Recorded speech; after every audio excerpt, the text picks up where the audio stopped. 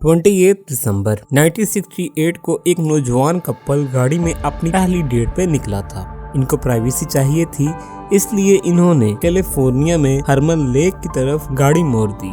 गाड़ी में 16 साल लड़की बेटी लो जॉनसन और 17 साल लड़का डेविड फ्राडे दोनों इस बात से बेखबर थे कि एक अजनबी आदमी इनका पीछा कर रहा है। अभी वो हरमन लेक के पास रुके ही थे कि पीछे से अजनबी गाड़ी आई, जिसमें बैठे शख्स ने डेविड और बेटी को गाड़ी से उतरने का कहा। जब इन्होंने मना किया तो इस शख्स ने इनको डराने के लिए इनकी गाड़ी के पिछले व्हील पर एक फायर कर दिया।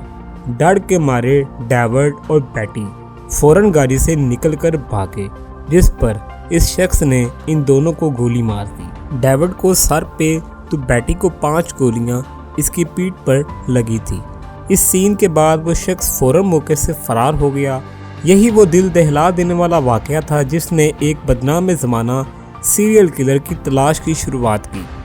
जी हाँ, हम बात कर रहे हैं ज़ोडिएक किलर। ट्रुथ फ्रेम की वीडियो में एक बार फिर से खुशामदीद। नाजरीन, ज़ोडिएक किलर 20वीं सदी के सबसे डरावने सीरियल किलर में से एक है।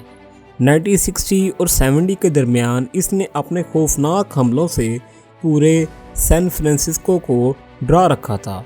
वो अखबारों और पुलिस वालों को लेटर भेजता, फख्र से अपने कत्ल का एतराफ़ करता और इनको सुलझाने के लिए पहेलियां भी भेजता था। अपने पहले 2 मर्डर करने के बाद वो 6 महीनों तक चुप बैठा रहा, लेकिन फिर दोबारा से नमूदार हुआ एक दूसरे मर्डर केस के साथ। 4 जुलाई 1969 ये अमेरिका में इंडिपेंडेंस मनाने का दिन था। 18 साला डार्लिन फैरन और 16 साला माइकल मेजर फायरवर्क्स का सामान लेने गाड़ी में निकले थे। इन्होंने नोटिस किया कि कोई अजनबी गाड़ी इनका पीछा कर रही है।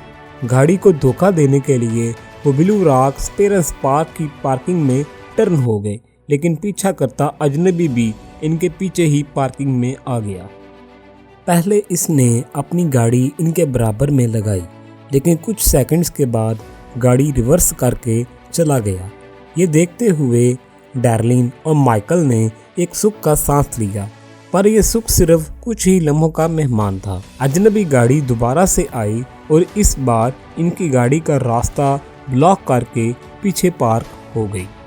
इसमें से एक शख्स निकला जिसके हाथ में एक पावरफुल फ्लैशलाइट थी, जो इसने डार्लिन और माइकल के मुंह पर मारी। शुरुआत में इनको लगा कि शायद कोई पुलिस ऑफिसर है, लेकिन इसके साथ ही इस शख्स ने इन दोनों पर गोलियां चला दी और फौरन गाड़ी में बैठकर फरार हो गया। डार्लिन तो मौके पर ही मर गई, पर माइकल जख्मी हालत में जिंदा बच गया। कुछ देर बाद पास मौजूद 3 बच्चों ने पुलिस को बुला लिया। माइकल ने कातिल का चेहरा देख लिया था, जिसकी मदद से पुलिस ने बाद में कातिल का स्केच बनवा लिया। इस वाक़े का सबसे हैरानकुन मरहला ये था कि इस दिन कत्ल के बाद रात के 12:40 पर वैलियो पुलिस डिपार्टमेंट को एक अजनबी शख्स की कॉल आती है, जो वो किसी फ़ोन बूथ से कर रहा था, पर इसने कुछ बोलने से पहले ही फ़ोन काट दिया। ये ज़ोडिएक किलर की जानिब से पुलिस को की जाने वाली सबसे पहली फ़ोन कॉल थी। करीब 1 महीने के बाद 1 अगस्त 1969 को ज़ोडिएक किलर ने 3 अलग अलग न्यूज़पेपर्स को लेटर लिखे।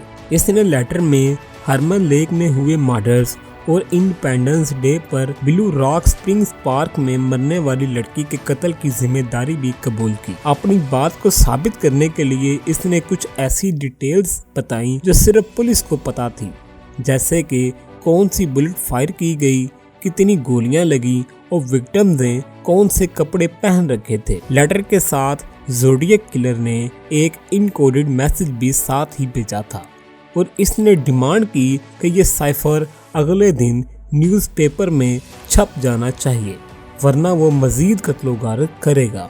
ये इनकोडेड साइफर इंटेलिजेंस एजेंसीज को डिकोडिंग के लिए भेज दिया गया, लेकिन फ़िलहाल ये साइफर क्रैक न हो सका। अगले दिन न्यूज़पेपर में साइफर पब्लिश कर दिया गया।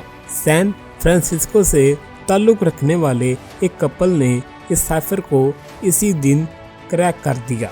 इसमें लिखा था because it is so much fun. It is more fun than killing wild game in the forest because man is the most dangerous animal of all to kill. Cipher में इसने ये भी लिखा था कि वो आफ्टर लाइफ में believe करता है और जो लोग वो मार रहा है वो मरने के बाद वाली जिंदगी में इसके गुलाम बनेंगे। न्यूज़पेपर को खत लिखने के बाद 2 महीने तक खामोशी रही, पर ज़ोडिएक किलर एक बार फिर से नए केस के साथ नमूदार हुआ।